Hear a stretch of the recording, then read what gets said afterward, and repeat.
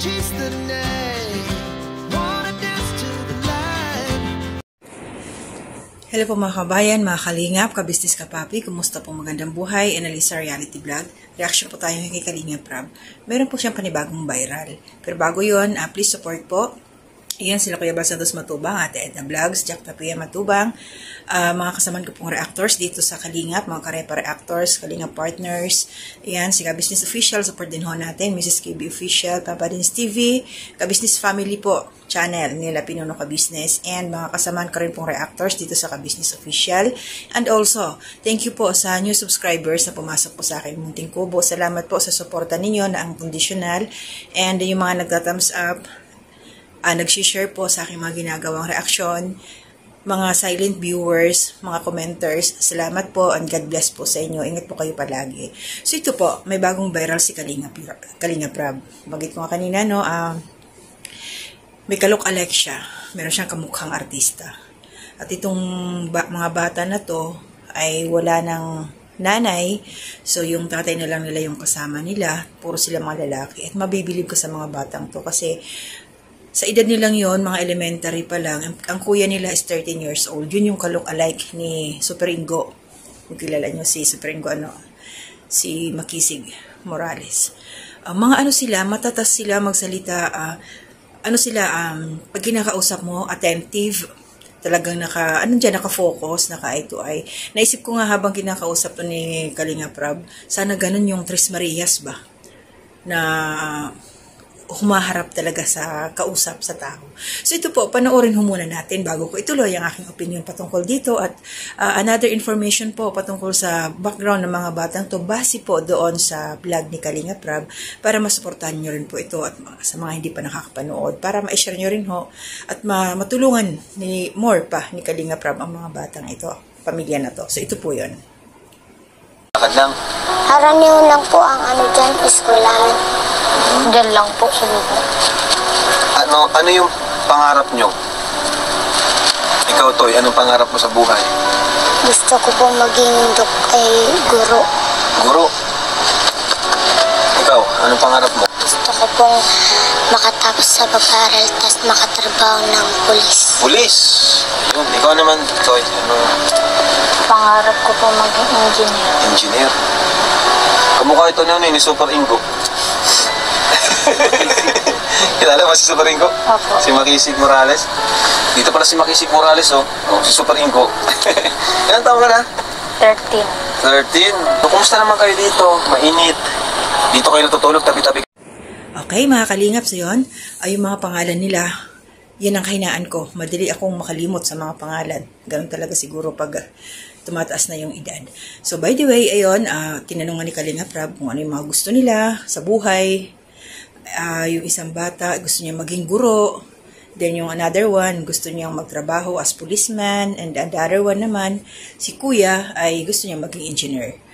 So, kung may magsusuporta lang sa mga batang to at maging ano lang talaga sila, tutok sa pag-aaral, halimbawa, may mga tumulong, mag-focus lang talaga sila, makakatapos tong mga batang to. Kung nasa sa kanila din yon kasi kahit may tutulong, tapos yung mga bata naman, hindi magpupursige, wala rin magagawa. Pero, nasa tatay na lang nila ang kasama nila sa buhay, at nakatira sila doon sa dating kulungan ng baboy kasi nasira yung bahay nila. Pinakita naman po ni Kalingap Rab, nag-iba ito doon sa Bagyo, kaya doon sila sama-sama sa kulungan ng baboy dati.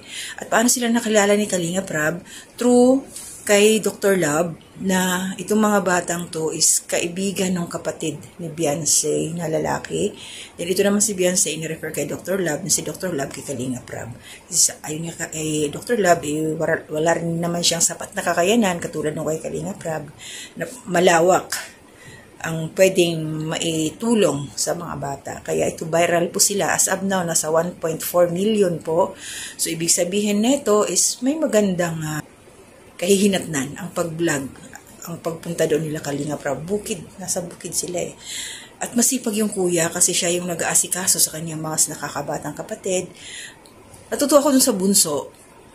Marunong siya magsalita. Pasalamat siya sa mga kapatid niya, sa kuya niya, dahil pagdating daw niya galing school, nakaready na yung kanyang pagkain, inaalagaan. Grabe sila. Sana ganun lahat ng mga bata. Tsaka kita mo yung ang bait nila kausap. Sana hindi magbago. Sana tuloy-tuloy pa silang mag-improve. So yun maraming salamat doon kila Dr. Love dahil kila Beyonce, yung sa kanyang kapatid na natulungan, napuntahan, na-refer kay Kalingap Rab. Isiningi talaga ni Kalingap Rab. Si yung bata na sabi nga niya kamukha ni Super Ingo. Si Makisig Morales yun, kamukha nga talaga siya. Sa unang tingin mo, basta makikita mo yung itsura ni Makisig Morales nung kabataan, parang siya. Similarity lang pag naka-side view. Tangos yung ilong. Ayan. At yung mga hindi pa ho nakakapanood, silipin nyo po para matulungan. First vlog pa lang po ito ni Kalingap Rab na ayun, nakahit na po siya ng 1.4 million. Sige pa ho. Running pa ho, nakikita ko nung bago ako nag-open itong aking recording ngayon. So, baka bukas ng umaga, nasa 1.5 na siya. Ayun. Then, pag-pray lang ho na magkaroon sila maayos yung bahay nila, mayroong tumulong, para hindi naman sila ganun siksikan. Sabi niya nung bata na yung panganay, yung kuya, na pasensya ka na Kalingap, Kuya Rab kasi mainit dito sa loob. Pinagpapawisan niya si Kalingap Rab. Grabe din ang sakripisyo nila, So, yun, sana sa mga nagsishare ng video ni Kalingap Rab, yung mga nagre-record, nyo naman, ilagay nyo doon kung saan nanggaling yung video para puntahan din, mapanood yung kabuuan, hindi yung deadma lang, basta nyo na lang kukunin, tapos hindi nyo ipapaalam kung saan nanggaling. Lalo na yung mga hindi subscriber ni Kalingap Rab, hindi nila alam yun. So, para makatulong din kayo, hindi man kayo mag-ambag sa Kalingap, sa paraan na gano'n na, i-credit niyo siya kung saan nyo kinuha, saan siya nanggaling, at nyo doon na kung gusto nyo panoorin, puntahan nyo, bisitahin nyo sa ganito, doon sa channel ni ganito, ni ganon. Ganun lang po yun. Yun lang yung paraan natin, way, na para makapag-thank you sa kanila, dahil nakikigamit lang po tayo ng video nila. So yun po, maraming salamat muli. Ilang beses ako nagpasalamat. Shout out po, hindi ko ma-mention lahat, hindi ko po ma-memorize.